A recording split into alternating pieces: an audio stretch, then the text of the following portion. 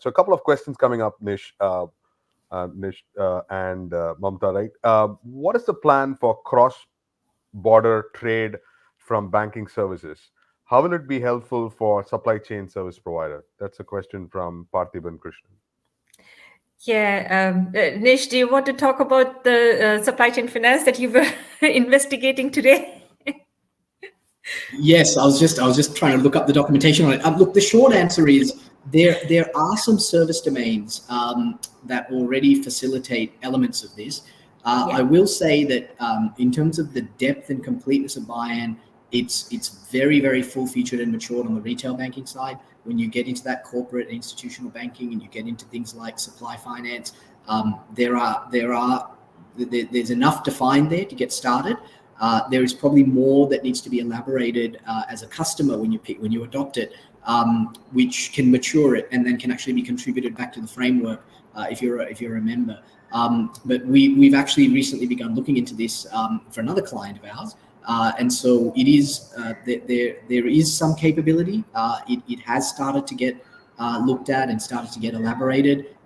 There is probably some amount of work that needs to get done when you pick that up and want to implement something yourself. I think that's the whole point, right? Because that's the only point that we at CCNC Solutions can help in the journey, because it's not always fully transparent and visible. So probably with our experience, we can bring that perspective on helping and supporting that overall journey. Go ahead, Yeah, Mamta. I was just going to add, I think in specifically in buy-in terms, some of the service domains that they have identified already, service domains are already there. What nuances which is missing is what are the behavior qualifier, which actually flushes out the functionality of the service domains more exhaustively. Though there are some that have been identified, but I'm sure there are more that they needs to be added. So definitely that's an area of interest. There is a potential to contribute back, and we'll be more than happy to work with you to talk about how it can be extended. Yeah, one more question. Probably, I was just going to say one of the things with supply chain finance is a key element of it is the integration into that intermediary third party fintech platform, right, where the transactions are being settled. So both the remitting bank and the buying bank, they have to connect into that third party platform. And one thing that buy-in has made much easier is those industry standard sort of ways to connect to do payments and to do securing exchange of customer information and things like that. So absolutely worth looking into using buy-in for that.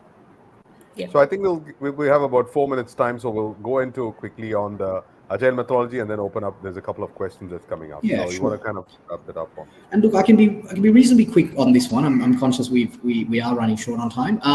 The third pillar, which is around agile methodology, is really about, as we said, once you've kind of got your composable architecture, once you've got your product-centric mindset, the way in which you then operationalize the planning and delivery of these capabilities, right? These building blocks needs to be sort of embraced by the organization holistically, right? It's as much a cultural thing as it is anything else.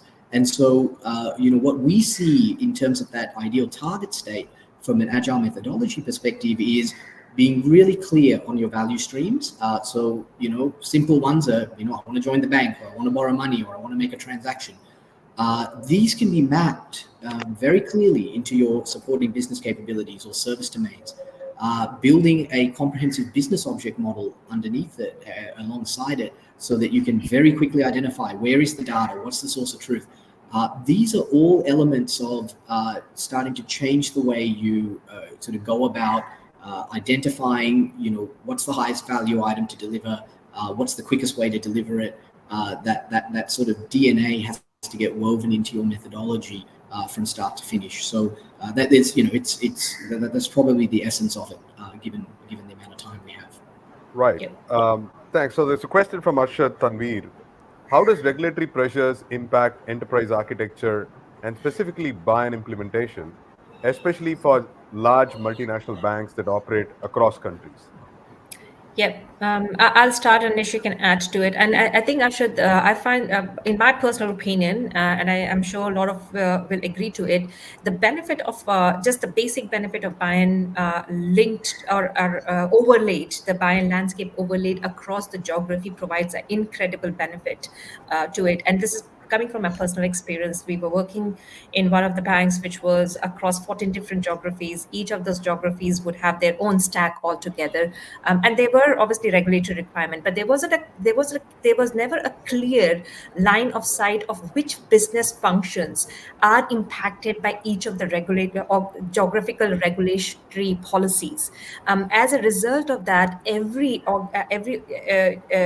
country had the whole ecosystem of all functionality rebuilt in most of the cases.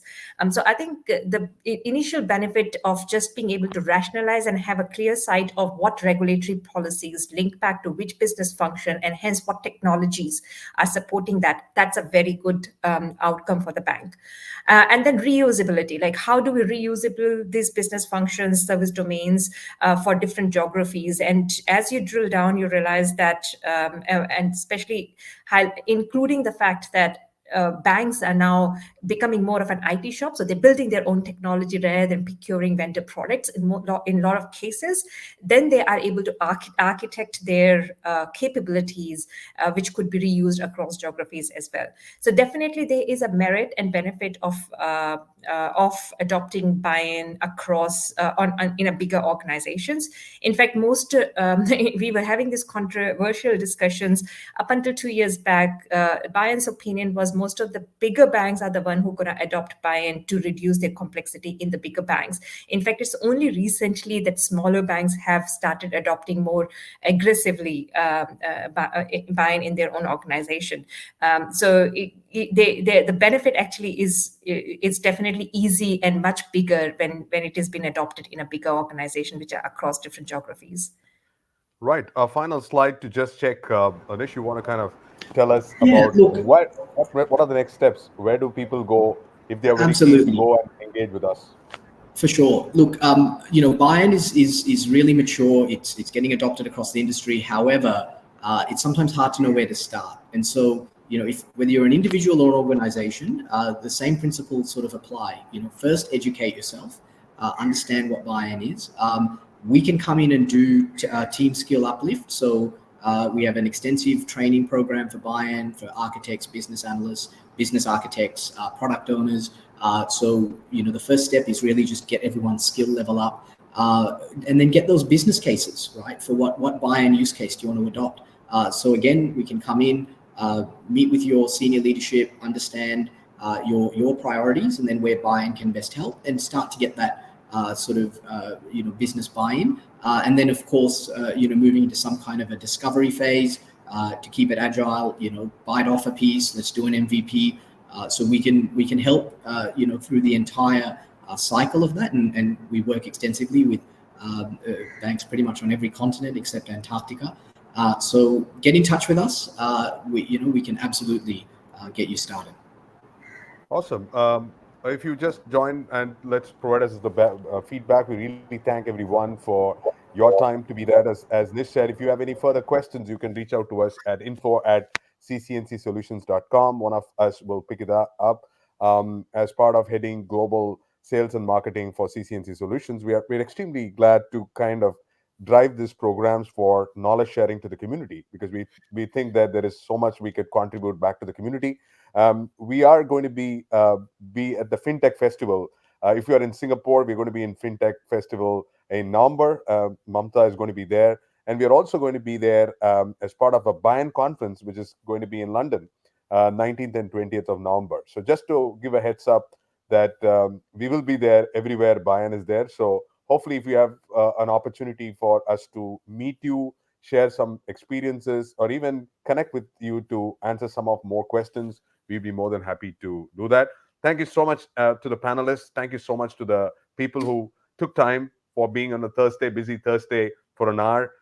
Thanks so much, Nish and Mamta, for sharing your valuable insights. I'm sure that this would be of enough amount of value for the people. And if you need to know more, please do reach out to us. We will put the links and we'll be more than happy to have a follow-up call. Thank you so much, everyone, and have a great rest of the day. Fantastic. Thank you. Thanks, Suresh. Thanks, everyone.